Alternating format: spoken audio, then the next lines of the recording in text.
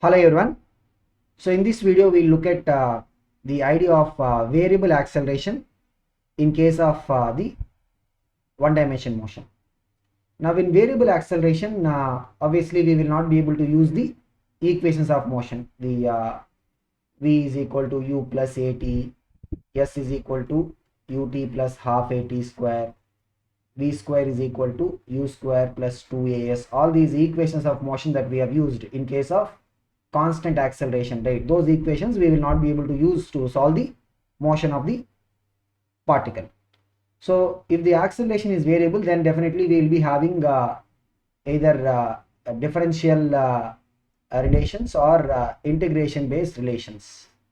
So we'll see how we'll use these differential relations or the integration relations. But in this case, what we need to keep in mind is the relations, right? It will be for the instantaneous quantity. So we'll talk about what is the relation between the instantaneous velocity, instantaneous acceleration, and what is the displacement till that point of time. So all these relations we'll be able to get by using either the differential equation approach or the integral equation approach. We'll see, how these equations will be used. First, we'll begin with the differential equations. So instantaneous velocity will be defined as what? Rate of change of the displacement for a very short interval of time. That is what we call as the differential time element dt. So the ds by dt will give us what? The instantaneous velocity.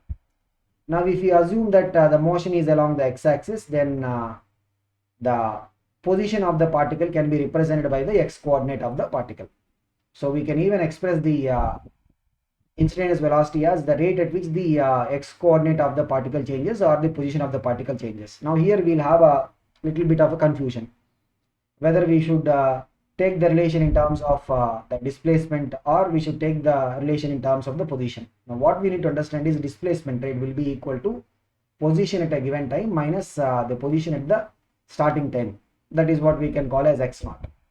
So if you go for the derivative on both sides, right, what we will get? Left hand side will have ds by dt is equal to, right hand side is what? Derivative of x minus x naught. Here x naught is a constant, so derivative of x minus that derivative of x naught. So derivative of x naught is anyway 0, that is a constant. So we'll have what? Dx by dt. So whether we talk about the rate of change of displacement or we talk about the rate of change of position in terms of the x coordinate, both will give us the same result. Okay, so here while we are saying that dx by dt, we are assuming that the particle is moving along the x-axis. If it is moving along the y-axis, means we would be getting dy by dt like that. Okay, so this is the way in which we will be able to relate the position of the particle with the instantaneous velocity. So generally we will be given the function for the position. Generally when you look at the questions, right, we will be given the position for the function, and if you want to find out the displacement, right, obviously displacement will be equal to what? X minus x naught, position at a given time minus position at the starting time, that is the t is equal to 0. That will give us the displacement. Okay, the other one is the instantaneous acceleration will be given by the rate of change of velocity, again for a very small interval of time, that is the differential time element. Okay, so if we have the velocity function, so if we know the velocity function, right, by taking a derivative of the velocity function we can find the acceleration. Just like, if you have a position function, means taking a derivative we will get the instantaneous velocity.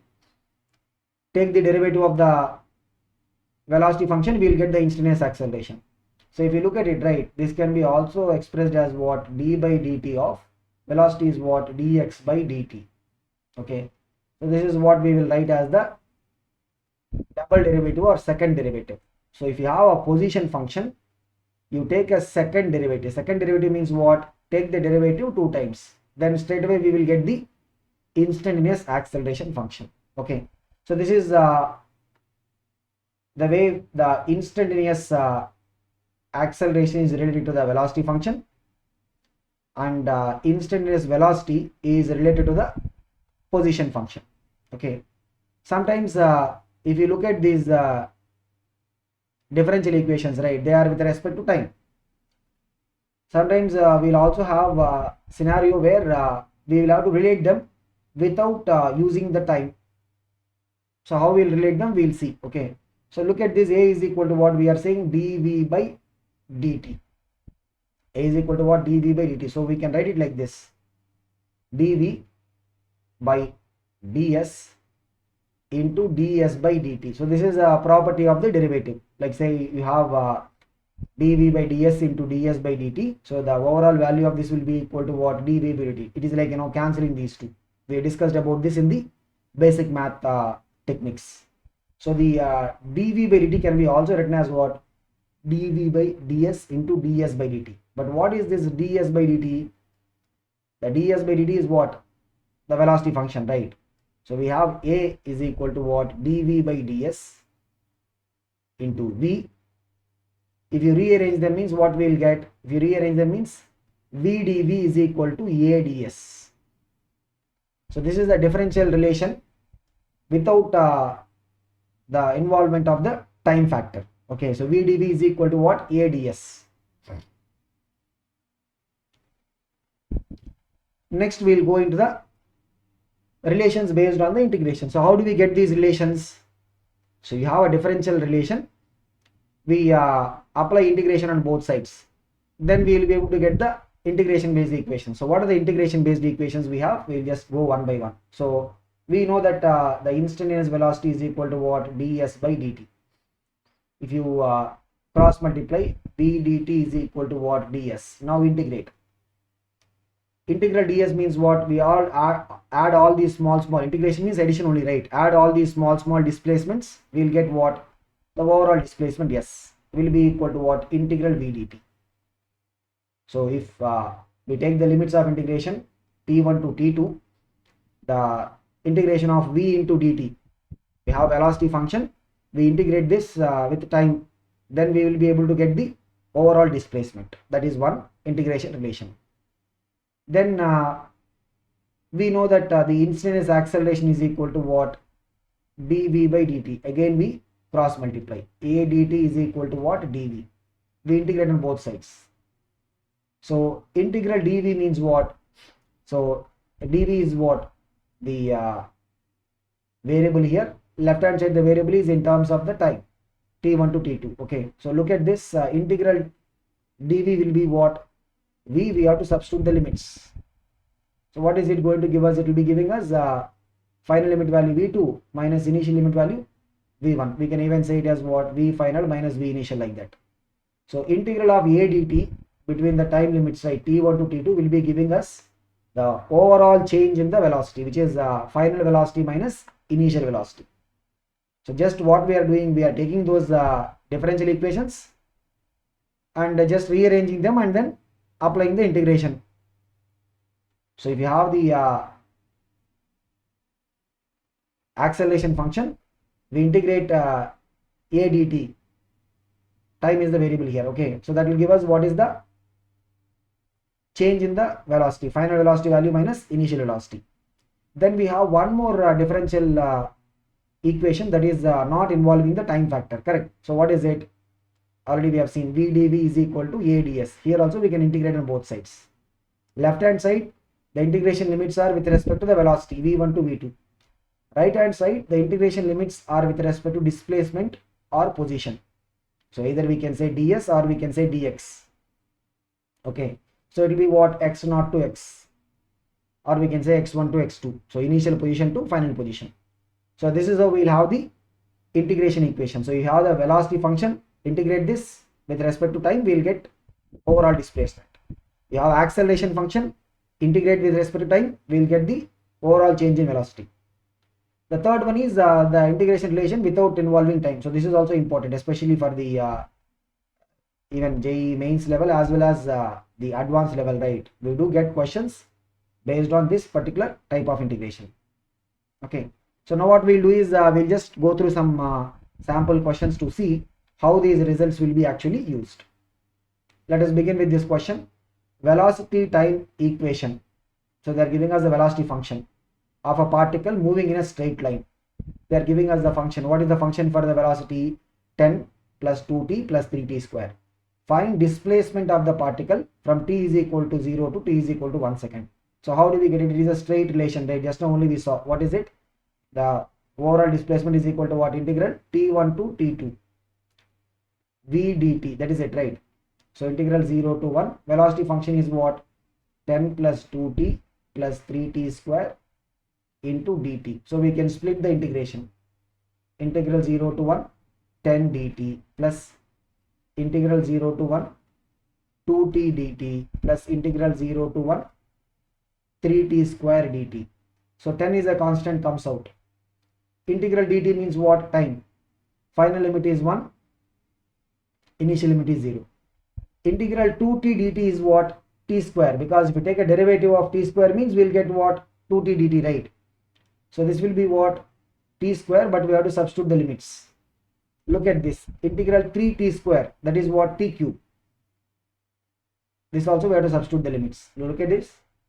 10 plus t square, limits we have to substitute, right? 1 square minus 0 square, that is also 1. Here t cube, we have to substitute the limits. 1 cube minus 0 cube, that is also 1. Totally what do we get? 12.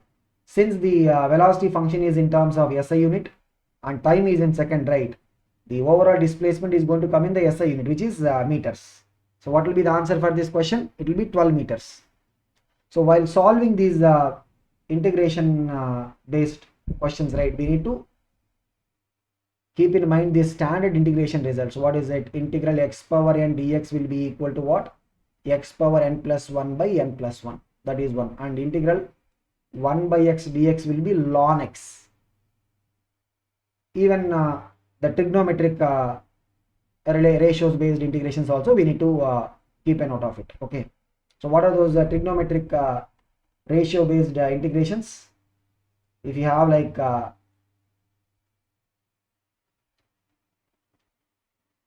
integral cos x dx, right, that will be equal to what? Sin x, because if you take a derivative of sin x means it will give us cos x. Then integral sin x dx will be minus cos x. Why? Because the derivative of the cos function will be minus sin. Okay, so these all these things you can probably look at the basic math video on integration and differentiation, so that you will be able to get an idea of it. Next we have a question where they are giving us the position time equation. So we can see the x coordinate of the particle is given. So the particle is moving along the x-axis. The x coordinate is in terms of the SI unit, means they are talking in terms of meters. Find the position and the velocity of the particle at t is equal to 0. So position we have to find at t is equal to 0 means let us call it as x naught. What is it? Just we have to substitute t is equal to 0. Substitute t is equal to 0, we'll get what? 20 plus 0 cube minus 12 into 0. So totally what is it? 20 meters. That's it. They're also asking what is the velocity of the particle t is equal to 0, right? Means first we need to get the velocity function. How do you get the velocity function? We have to take a derivative. Derivative of the position. What is it? 20 plus t cube minus 12t. If you take a derivative means what we'll get? We'll split the derivative. So derivative of 20 plus derivative of t cube minus derivative of 12t. Derivative of 20 means constant 0. Derivative of t cube is what? 3t square. Here 12 is a constant, comes out. Derivative of t will be what? 1. So what is it? 3t square minus 12. That is the velocity function. So they're asking us what is the velocity at t is equal to 0, right? Means put t is equal to 0. We'll get what? Let us call it as v naught. V naught will be minus 12. Since everything is in the SI system of unit, it will be what? In terms of SI unit, which is meter per second. So what is the significance of the minus? Minus basically indicates the sign convention. Okay. If you consider the positive x-axis to be the plus direction, the minus indicates what? Negative x-axis. Okay. Now the second part of the question. Second part of the question, they're asking find the position of the particle when the velocity of the particle becomes 0. What is the velocity function? The velocity function is what? 3t square minus 12. when it becomes 0, we have to equate it to 0, right? Equate it to 0, then what we'll get? 3t square is equal to 12, means t square is equal to 4. From here we'll get t will be equal to plus or minus 2, correct? But mathematically both t is equal to plus 2 as well as t is equal to minus 2, both are possible. But in physics we have a constraint. What is it? Time cannot be negative for us. So which means we will go with t is equal to 2 seconds. At that time we have to find the position of the particle, means look at the position function. In that we have to substitute t is equal to, so 20 plus t cube means what? 2 cube, that is 8, minus 12 into 2. Okay, what is this? 20 plus 8 is what? 28. 12 twos are what? 24. What is it? 4 meters. That is the position of the particle at t is equal to 2 seconds. That is when the velocity of the particle is becoming 0. Okay. Next we'll go to another question. A particle is moving with a velocity. They are giving us the velocity function. What is the velocity function? 3 plus 60 plus 90 square. This is in terms of centimeter per second. Find the acceleration of the particle at t is equal to 3 seconds. So we'll solve the first part. Acceleration means what? We have to take a derivative of the given function. 3 plus 60 plus 90 square, right? What is it? We can split the derivative. So derivative of 3 plus derivative of 60 plus derivative of 90 square. Derivative of 3 is what? 0, because it is a constant. Derivative of 60 means what? 6 comes out. Derivative of t will be 1. Here derivative of 9 comes out, constant. Derivative of t square means what? 2t. So what is it? It will be what? This is 9 2s are 18. So 18t plus 6. That is the acceleration function. They are asking us what is the acceleration at t is equal to 3 seconds, right?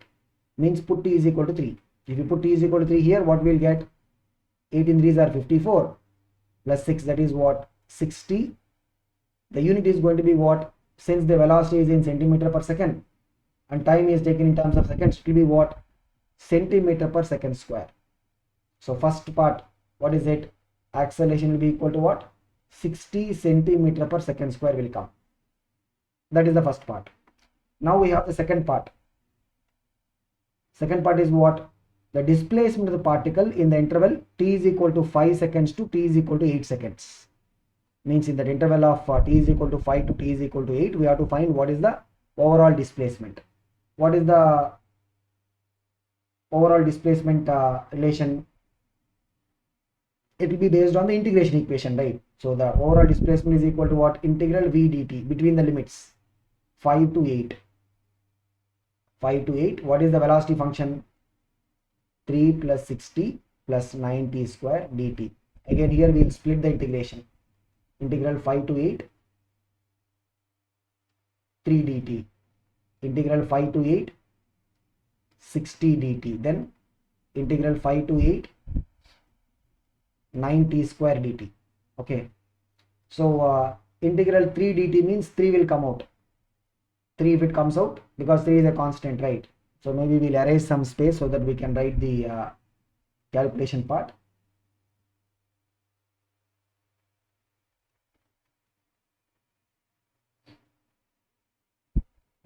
Okay, so here 3 comes out. The remaining integral dt means what? T. So 3 into t, we have to substitute the limits. Here 60 dt. So here if you look at it, right, 6 common comes out because it is a constant. Integral t dt will be what? T square by 2. That also we have to substitute the limits. Okay, then here 9 comes out, it's a constant. Integral t square dt will be what? T cube by 3. We have to substitute the limits.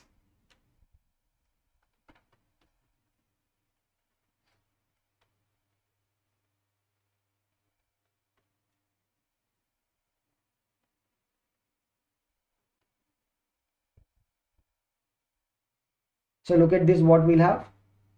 3 into final limit value 8 minus 5 plus 6 into 8 square minus 5 square by 2 plus 9 into 8 cube minus 5 cube by 3. So we'll have to do some amount of simplification here. 8 minus 5 is what? 3, right? 3 into 3 is a 9. Plus here we can see 2 1s are 2 3s are 3 into 8 square is what? 64 minus 5 square is what? 25. Okay, so what is this? 64 minus 25 is what? 39. So 64, because 25 plus 39 is what? 64, right? So this will be 39. It's not divided by the subtraction value will give us what? 39.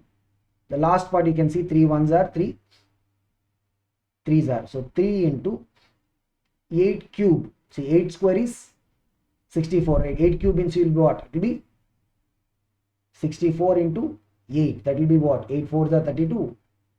8 6 are 48. Means it will be what? 512. So 512 minus 5 cube means what? 5 square is 25. 25 into 5 is what? It will be 125. So 512 minus 125. This also we have to simplify. So look at this. If you subtract means what we'll get. So here it will involve little bit of the addition subtraction part. Then we will be able to get the answer.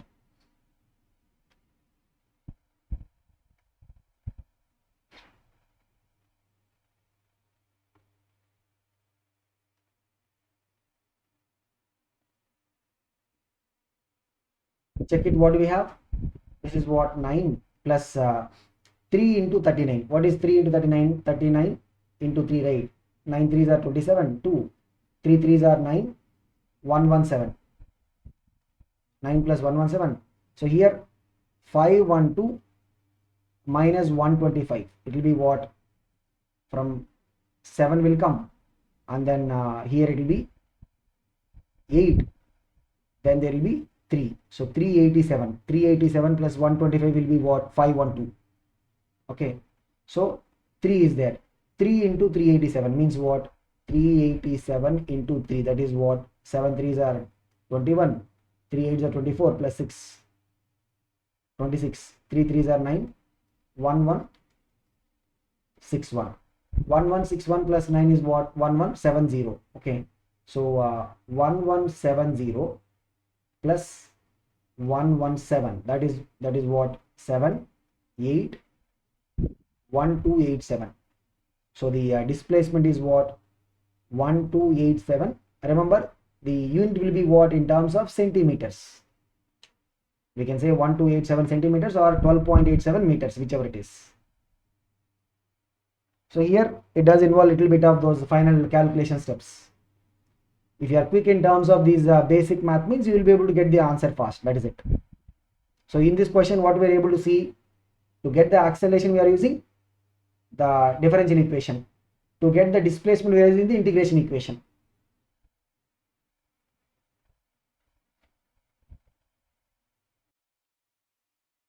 Next we have a question where we are given the acceleration function.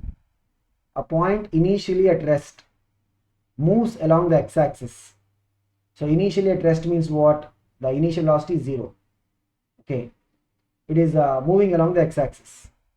Its acceleration varies as time. They are giving us acceleration function. If it is starting from origin means the initial position will be 0. The distance covered in 2 seconds. Here we have to be careful. What is it? When you want to look at the motion in a straight line, the distance covered need not be equal to the displacement magnitude. Why? Because when there is a change in direction, right, the displacement magnitude will be different from the distance covered. But here if you look at it, right, acceleration is equal to what? 60 plus 5. So acceleration keeps on increasing with time. This is not a case of deceleration. When the change in direction comes, when it is the case of the deceleration, correct? So it is not a case of deceleration. So the particle keeps moving along the positive x direction. So here we can say that the distance covered will be equal to what? Displacement magnitude. But how do we get the displacement magnitude? Because from acceleration, look at this. Change in velocity will be what? Integral a dt. Here starting time is 0, final time is t. Change in velocity means what? Final velocity minus initial velocity is v0. v0 already we have 0. So if you integrate a dt between that 0 to a time t, that will give us what? The velocity function. If we integrate the velocity with respect to time, that will give us what? The overall displacement, correct? So integral v dt will be what? Overall displacement. So first what we are going to do is we will get the velocity function. First we will get what is the velocity function. Okay, so how do we get the velocity function? We have to integrate the acceleration between the time limit 0 to t. So the velocity will be equal to what? Integral 0 to t a dt means what? A is what? 60 plus 5 dt. So this is what? Integral 0 to t 60 dt plus integral 0 to t 5 dt. This is what? 6 comes out.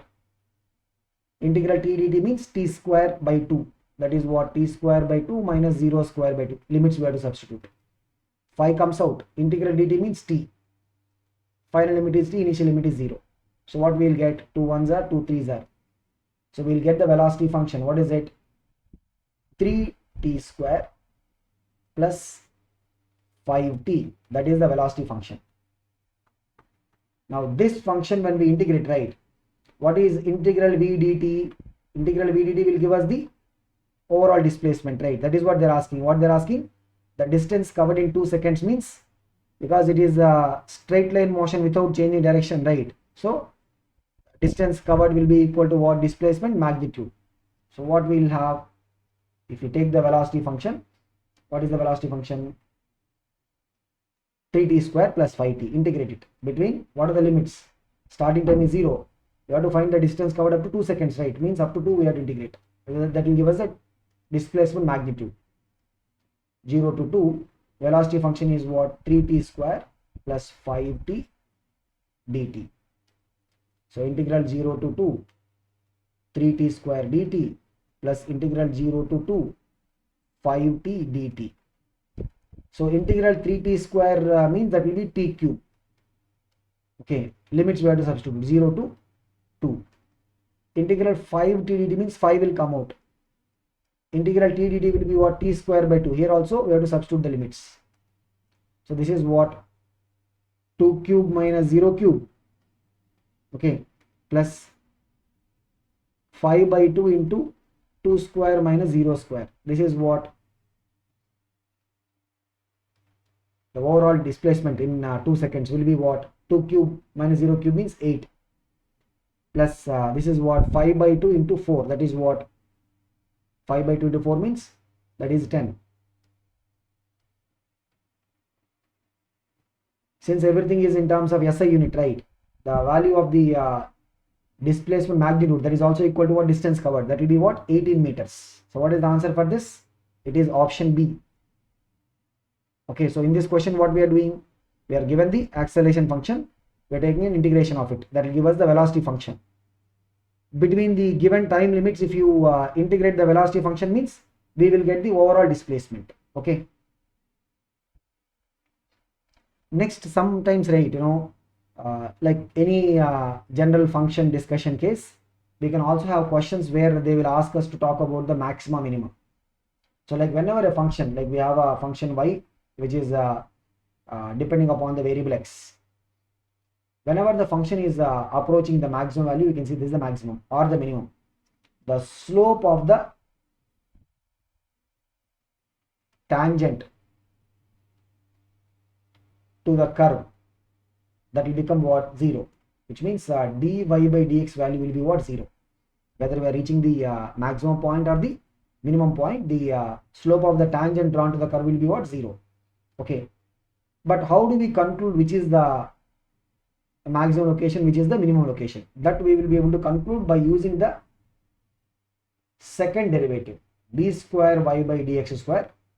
This is also what we call as the second derivative. So second derivative will help us to identify which is the maximum position, which is the minimum position. So how the second derivative will actually help us identify whenever the function is reaching the maximum, right? The slope of the tangent, if you try to look at the slope of the tangent or what is happening to the slope of the tangent, we can see here if you draw a tangent means it will be like this. Here if you draw a tangent means it will be like this. So what we see is that the dy by dx value, right, it keeps decreasing. Whereas when you talk about the reaching of the minima, so we see here these lines, right, if you draw tangent here means the lines over here will have a negative slope. Finally, when you come to the minima, the slope is becoming 0, right? So here what we see is that the dy by dx value will be actually increasing. So when you are reaching the maxima, the slope of the tangent value will decrease. When you reach the minima, slope of the tangent value will be increasing. So accordingly, what we'll have, the derivative of the slope means you take a derivative of the slope itself. Slope is what? dy by dx. If you take a derivative of the slope for maxima, right, that will be negative because the slope value will be what? Decreasing. Whereas when it comes to the minima, this is what it is, right? So for the minima, if you take a derivative of the slope, that is what will be the second derivative.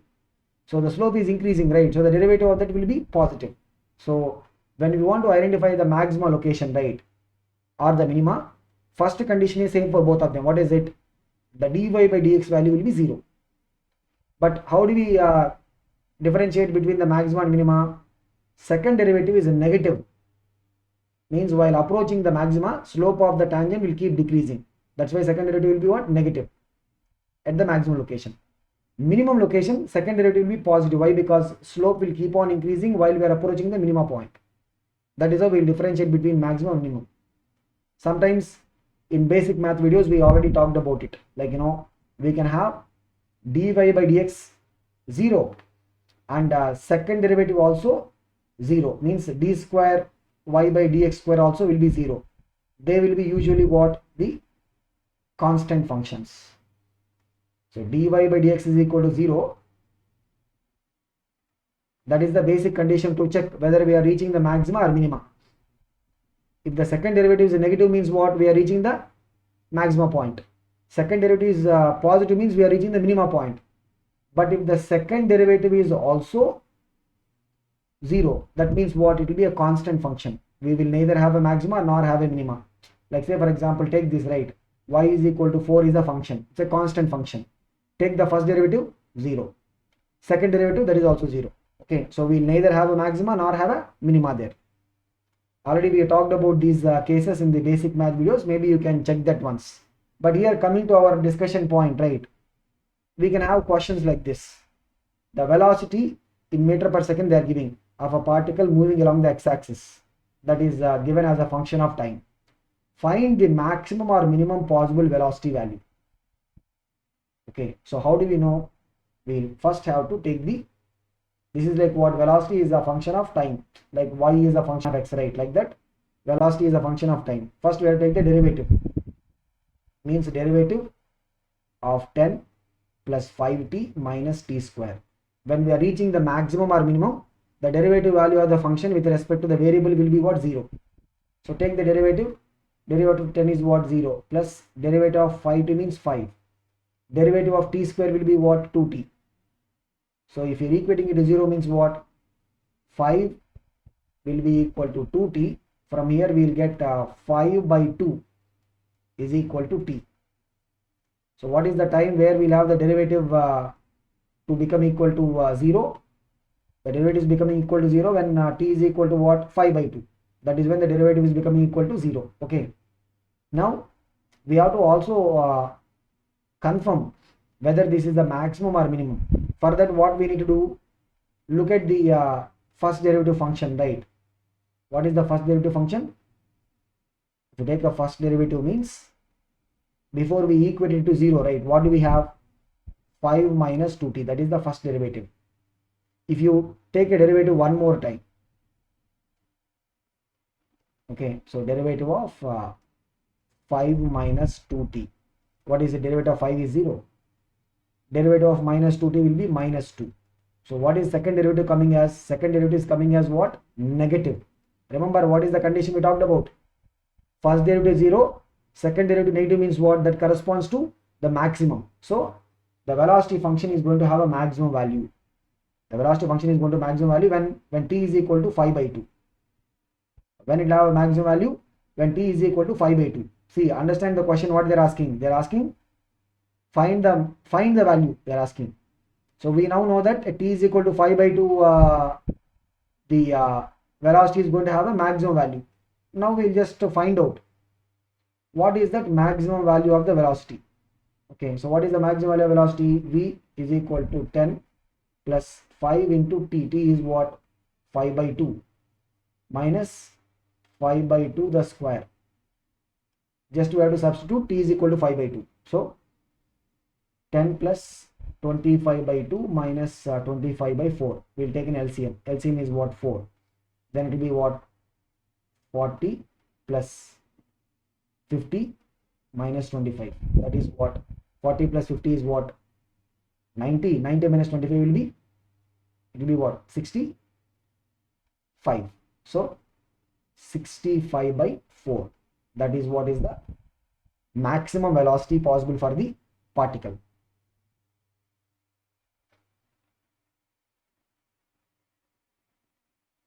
So like this we can expect questions on the maxima and minima. Okay, so we need to understand the maxima minima criteria. That's it. If you are clear with the criteria, means we can answer these questions. So this is what we need to learn in terms of the variable acceleration scenario. Okay, we'll see in the next video.